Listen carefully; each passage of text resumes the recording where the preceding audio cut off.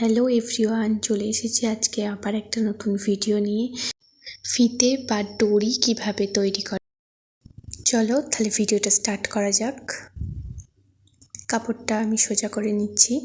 ফার্স্টেই বলি, সোজা করে ফিতের কখনোই কাপড় কাটে না, সবসময় তিরছাভাবে কাপড়টা কাটতে হয়। দেখেছো কাপড়টা কতটা বাড়ছে তিরছাভাবে কাটলে। তিরছাভাবে আমি একটা স্কেল দিয়ে দাগ টেনে নেব। ফার্স্টে যার যতটা প্রয়োজন সে ততটা দাগ দিয়ে নেবে স্কেল দিয়ে।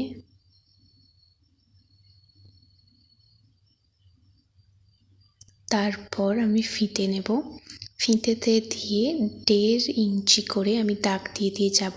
1 আর হাফ দিয়ে দাগ দিয়ে দিয়ে যাব,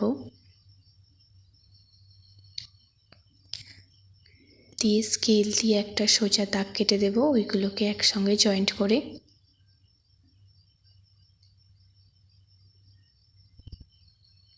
এবার এটা আমি কাঁচি দিয়ে কেটে নেব।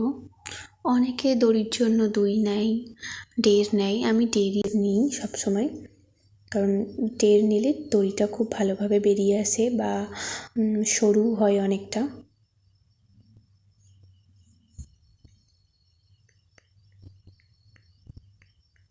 আরেকটা কেটে নেব আরেকটা ফিতের জন্য।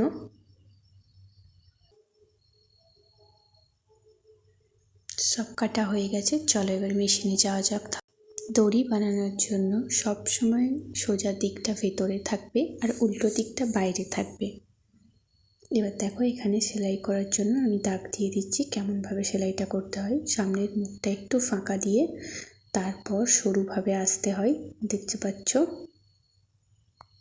এবার যেমন দাগ দিয়েছিলাম সামনেটা ছেড়ে সেলাইটা করে নেব সরু করে, দেখতে পাচ্ছ। সামনেটা ছেড়ে সেলাইটা করলে তবে আমাদের দড়িটা বেরিয়ে আসার জন্য সুবিধা হবে। ফিতের জন্য সব সময় ডবল সেলাই দেওয়াটা খুবই জরুরি। আর আমার এই ভিডিওটা যদি ভালো লেগে থাকে তাহলে সবাই লাইক অ্যান্ড শেয়ার করে দিও, করে পাশে থেকো। এবার চলো একটা ছুঁচ নেব, ছুঁচটা 4 ভাঁজে সুতো পরিয়ে নেব, কারণ একটু মজবুত নিতে হবে যাতে সুতোটা ছিঁড়ে না যায়, তার জন্য। এবার যেখানে অনেকটা ফাঁকা দিয়ে সেলাইটা করেছিলাম তার মাঝখান দিয়ে সুতোটা পরিয়ে নিতে হবে। পরিয়ে নিয়ে এবার পেছন দিয়ে ছুঁচের ওই সেলাইয়ের ভেতর দিয়ে নিয়ে গিয়ে ছুঁচটাকে বের করতে হবে,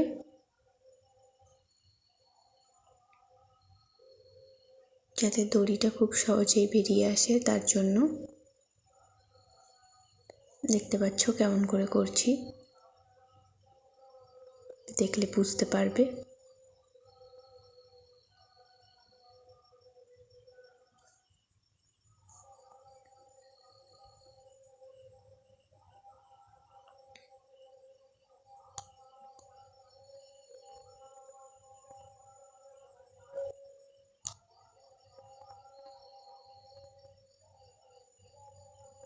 এবার ভালো করে মেশিনে সুতোটা ঘুরিয়ে নেব, ঘুরিয়ে নিয়ে খুব হালকা হাতে এবার দড়িটাকে টেনে ভেতরের দিকে করে দেব।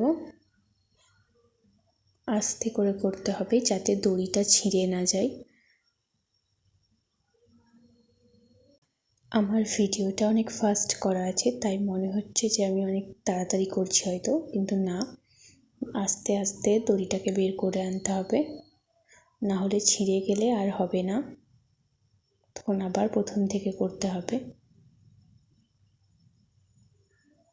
আস্তে আস্তে টেনে বের করে আনতে হবে দড়িটা। দেখো দড়িটা কত সরু হয়েছে দেখো। আর আমার এই ভিডিওটা যদি তোমাদের একটু ভালো লেগে থাকে তাহলে like and share and subscribe করে পাশে থেকো। অ্যান্ড থ্যাংক ইউ আমার ভিডিওটা দেখার জন্য।